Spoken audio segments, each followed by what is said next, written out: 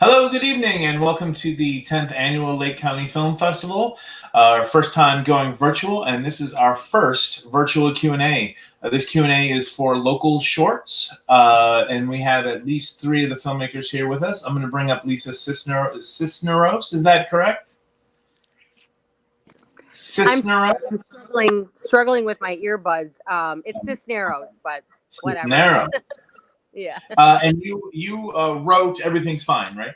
Mm-hmm. Yeah. So what can you tell? Let's see if is this what I like here? That's better. What can you tell me about writing the film? Where did you get the idea to make something so creepy involving the postpartum depression, or even beyond that, I guess?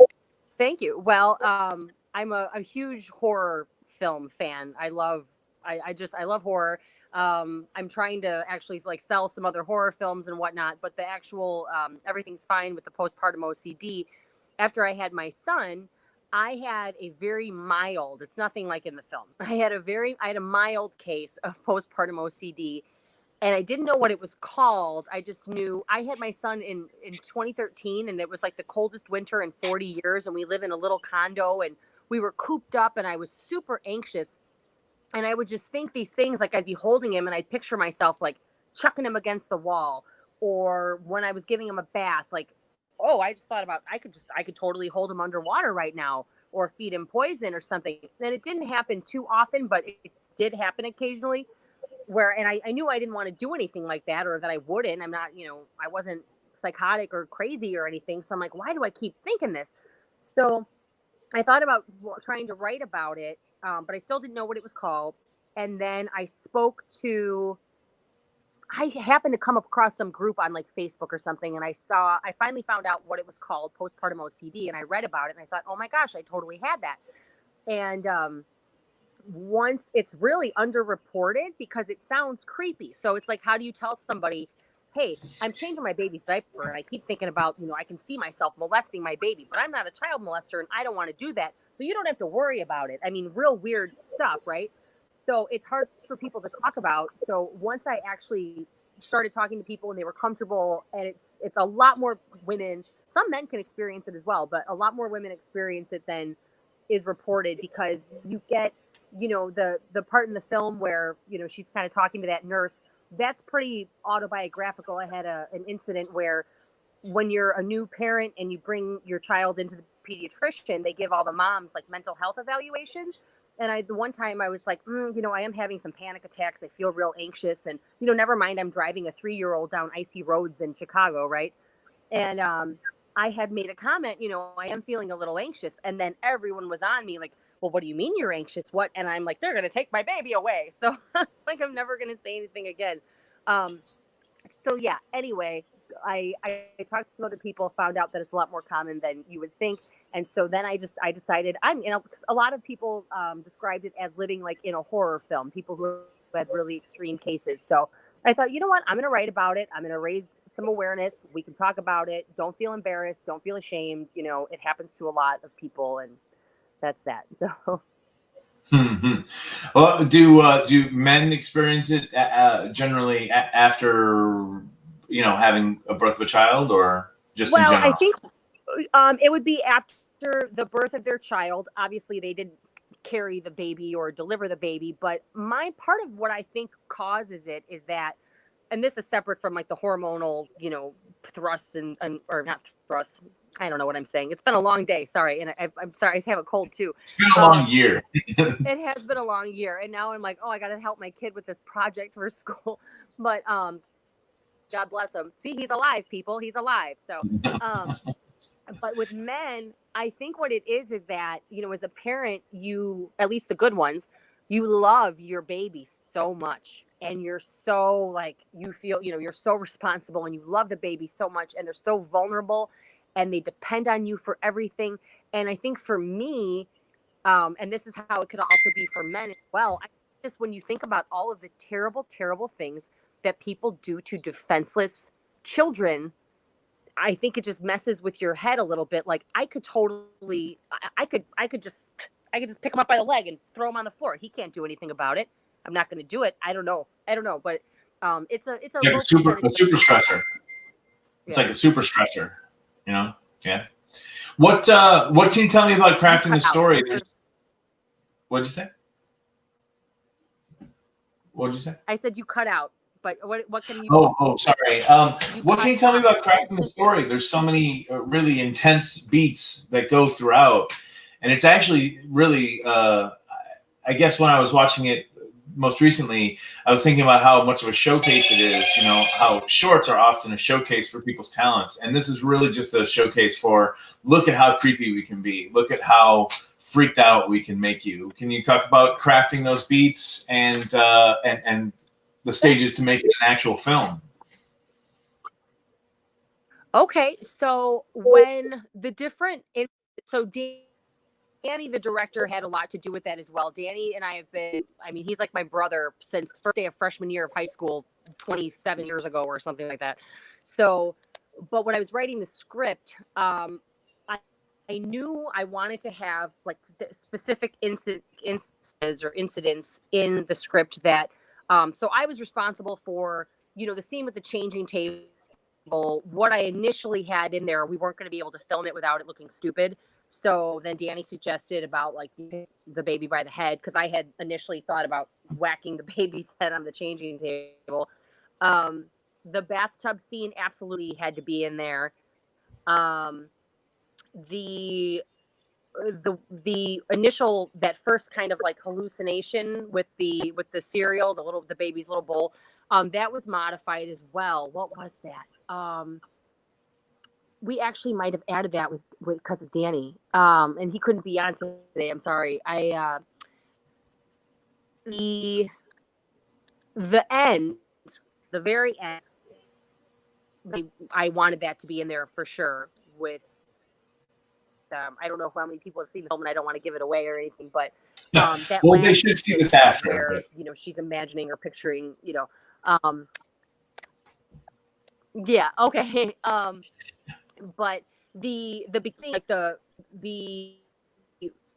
kind of the baby own, and kind of just showing her being by herself, and mom kind of doing her own thing. That was all me. So I mean, I guess as far as crafting the story, I just okay, at least for me, really supposed like times that are supposed to be precious with your child. Those are usually the ones that turn into the gruesome scene, or the that's when you have those thoughts, like it's bath time or feeding time, or bedtime. So I had to show that, and the original script was a little bit longer, but then we were like, no, it's just getting to be too long. We had to cut it, and I'm glad that we did. So yeah, I just kind of wanted to give examples, like concrete examples of this is, and it's hard to translate it on film, so I don't know. Oh, I mean, I think it did came our out. best. I hope that made sense. I thought it was translated very well. It was really put you in the mindset, and really creeps me out very much. So, all right, well, I'm going to let you get to your school project since everyone's homeschooling right now. Thank you. All right, thank you very much. Thank you. Oops. Next up, I'm going to bring Danny Weeder from Cool for 5 Seconds and Will Schneider from ERAM. You guys are seem like a good pair. You're just completely, dialogue heavy. You've just crafted really, good stories that don't necessarily require a lot, except some good writing and some good acting. What can you guys tell me? Let's see. Danny, please tell me this isn't based on anything. Well, so the piece is written by actually a playwright. Her name is Calamity West, and she's a Chicago-based playwright. And I directed the play in 2017 for a theater festival. And, I couldn't get too much out of her about what this was based on, but I think it is born from her imagination. So I don't think that this scene ever occurred. But I do think that there are some like figures in her life that are kind of in play in this like imagined meeting. So it's not based on anything real, and certainly not real to me. But I was really, really struck by the way, more so than even what happens in the story, the way that she represents these two women as very complicated, and it's kind of hard to tell who is like good or bad. And I think, we're kind of, I have found myself kind of wanting for that kind of representation. And I felt like I just wanted to spend some time with these people and bring a story to life where I felt like there was no like clear answer. So that was kind of what brought me into the project. Was it always in a diner? Did you do any adjustment for the film?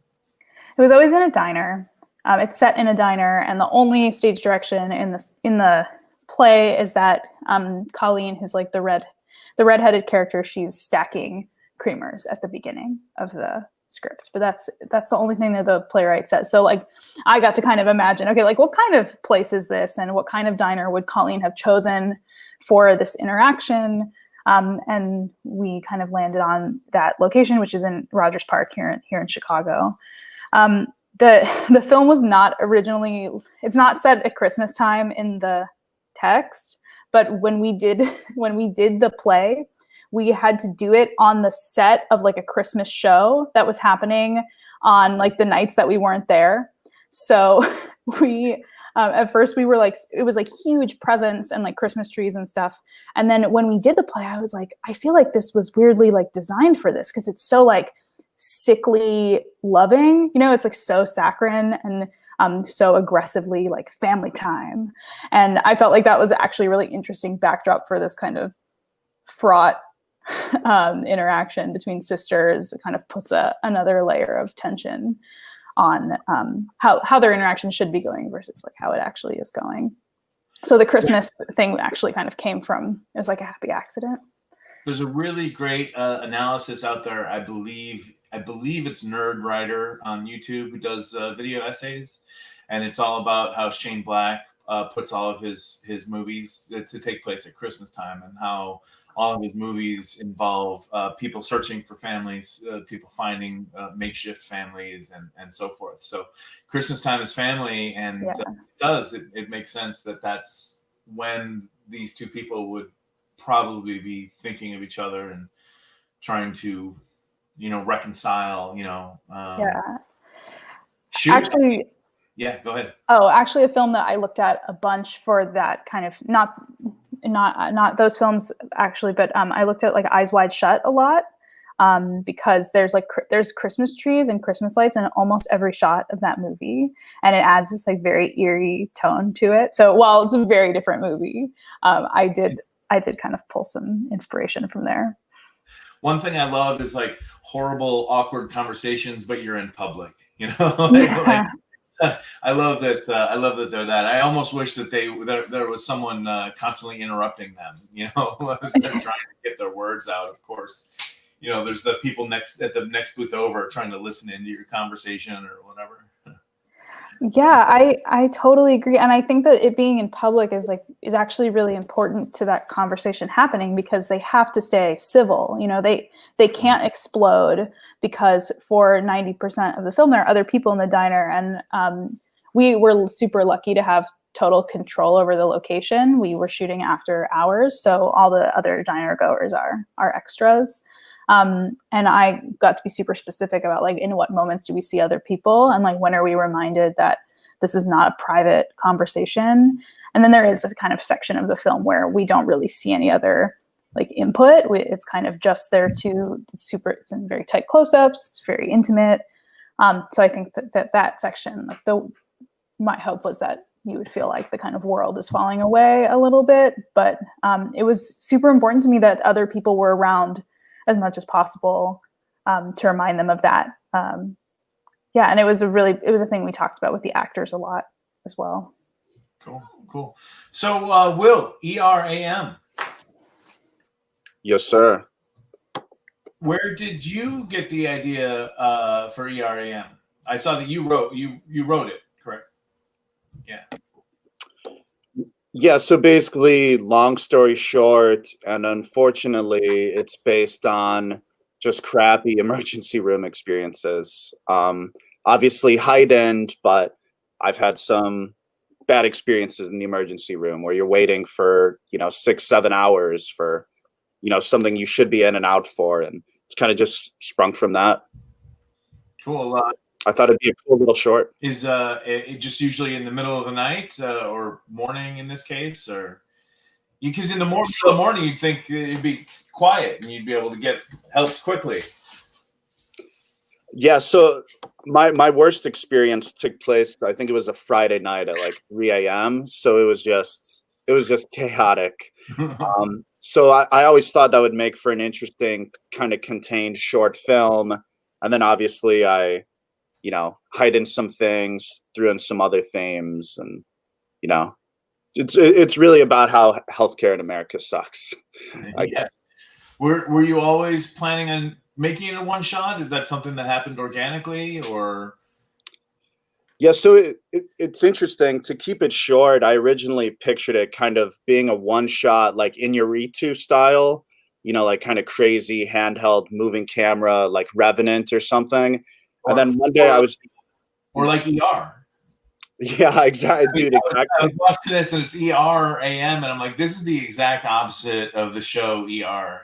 There's exact all that revolutionary Steadicam, and but that's kind of originally how I pictured it. And then one day I was just sitting and I thought, you know what? It should just be one static shot, because then the audience will feel like they're waiting with the characters. So that was really the mindset behind that. It was great to not have to pick out a shot for your still shot for materials. It was great to have one I just didn't even have to think about. Yeah, good. I'm glad. Good. What do I have here? Always a one shot ER. Wow, boy, I blew everything already. You talked about it being based on horrible experiences, but it's filled with humor. Any idea where did those humorous takes come from?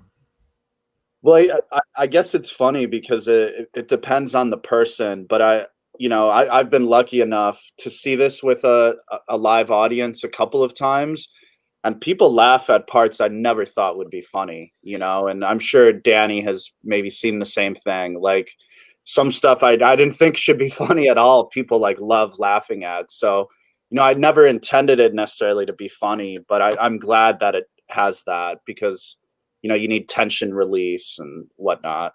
So I'm glad that there is some humor. I was definitely thinking about that when I was talking to her. I am like I laugh all the time at like awkward scenarios. So I probably did laugh more at both of these two than maybe your average person, or that a person is supposed to.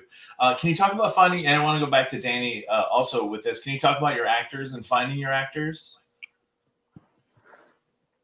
Do you want to go first, Will? Go ahead.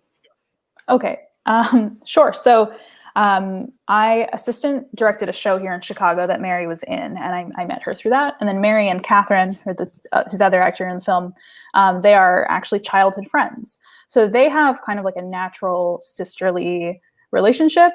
And we kind of like teamed up together to work on this short play festival.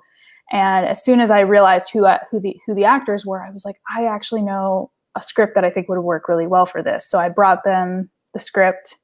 And then they read it. They loved it. They were like, we really want to work on this. This is great. It's a great thing for actors. They like, it's two kind of like really meaty roles. So they were immediately excited. And then I actually, I let them basically choose what characters they were drawn to, because, originally we were doing this for a theater festival, and my goal was that they were really excited to work on it. And so I was just kind of like, I wanted to see what their natural inclinations were. And I didn't know Catherine at all. So the first rehearsal, they came and they were like, we think we want to read for these characters. And the second they read it, I was like, this is perfect. Like I couldn't have cast it better if I tried. So actually letting them have some agency in that decision, I think made them feel like a lot of ownership over these characters. And it's one of the reasons I think that they have such nuanced performances, is because they're like sincerely dedicated to these two people. So it was definitely a little unique in terms of the casting process, but I'm really glad it worked out that way. I asked about changes before. Were there any changes in the actual dialogue? Did they have any even nuance? I mean, you hear about the Coen brothers where like you have no nuance. You read this like every pause is in the script. Did they get to bring something to it? Do you mean like did the writing change from script to stage? Yeah, any writing or yeah. Yeah, it was interesting. So the writer, as I mentioned, she normally writes for theater. So the main transition in this process was removing a lot of exposition. So a lot of information that like in theater you would need to say that like in film I could just show. So she worked with me throughout, like honestly through the end of the editing process, because there were things where we were kind of learning what we could show instead of tell. So it was really a paring down process for this. You said this is your last festival. Where you headed to next? We are going to be premiering on Leto at the end of the month. So that is where we're headed next. So yeah, this is our last festival. We're super happy to like cap off our journey in this way. And it's been we've done all our festivals virtually, but it's been a really special experience to share this project and hear people's responses. And, we'd love to hear from you. You can follow us on Instagram at Cool for 5 Seconds. Tell us what you think. This is my first. I did some Zoom Q&As for another festival I work for, but I actually have our first audience interaction. Besides Michael Smith of the Narrative Shorts Jury says here, fantastic screenplay. Not sure who he's talking to because he didn't mention. We'll both take it. Yes, you should just all of you take it. And Ray here says, what do you guys do besides make films? And Will, where are you located? I'm from Chicago, Danny. I don't know how that all put together, but yes, this is the local short. So you guys are both from Chicago area, correct? And what do you guys do besides make films? Danny, let's finish with you, and then we'll go talk to Will about everything else we talked about. Sure. What else do I do? Well, I direct a lot of theater as well. So I kind of work between mediums, and I work at a film camera rental house as my job. Obviously right now, not directing so much theater, but that is normally the bulk of what I do. Probably not renting out much equipment either. The film production in Chicago has not slowed very much. So we've been pretty lucky, all things considered. Sweet. Yeah, it's been cool. All right, Will, talk to me about your actors. How did you find them? Yeah, so I feel like I got super lucky because I had very specific images of what all of them should look like, and I knew I wanted it to be diverse. I wanted, they each kind of have their own faction, so to speak, and the windows are divided that way too, which I feel like we got super lucky with.